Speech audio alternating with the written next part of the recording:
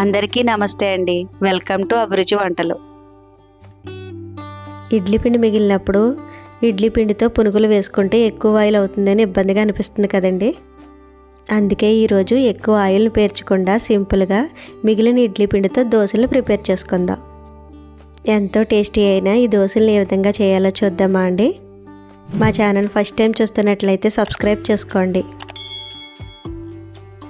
ఒక mixie jar తీసుకోండి. ఇందులో మిగిలిన ఇడ్లీ పిండిని 2 కప్పుల దాకా వేసుకోండి. 2 కప్పుల ఇడ్లీ పిండికి 1 కప్పు వరిపిండిని, 1/2 కప్పు గోధుమ పిండిని కూడా వేసుకొని మిక్సీ పట్టుకోండి. అవసరమైతే కొద్దిగా వాటర్ని యాడ్ చేసుకుని మెత్తగా మిక్సీ పట్టుకుని ఒక గిన్నెలోకి తీసుకోండి.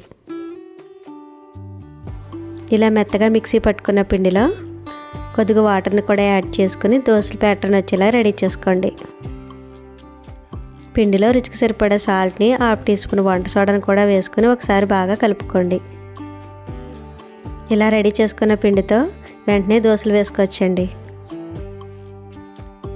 స్టవ్ పై ప్యాన్ పెట్టుకుని ఆనియన్ తీసుకుని ఒకసారి రబ్ చేసుకోండి. ఇలా ఆనియన్తో రబ్ చేయడం వల్ల మనకు దోశలు అతుక్కోకుండా వస్తాయండి. మనం రెడీ చేసుకున్న పిండిని 2 గరిటెలు వేసుకుని దోశను వేసుకోండి. దోశ కొద్దిగా కాలిన తర్వాత చుట్టూ ఆయిల్ని అప్లై చేసుకోండి. ఒక సైడ్ బాగా కాలిన తర్వాత రెండో వైపుకి కూడా టర్న్ చేసుకుని రెండో వైపు కాల్చుకోండి. రెండో వైపు కూడా కాలిన తర్వాత ఒక ప్లేట్లోకి తీసుకోండి. ఇదే విధంగా పిండి మొత్తాన్ని దోశలుగా రెడీ చేసుకోండి. మనం రోజు వేసుకునే దోశల కన్నా ఈ దోశలు ఇంకా టేస్టీగా ఉంటాయండి.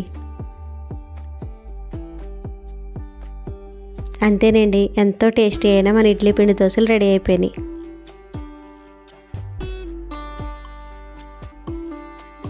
ఎంతో టేస్టీ అయిన ఇడ్లీ పిండి దోశలు మీరు తప్పకుండా ఒకసారి ట్రై చేసి చూడండి.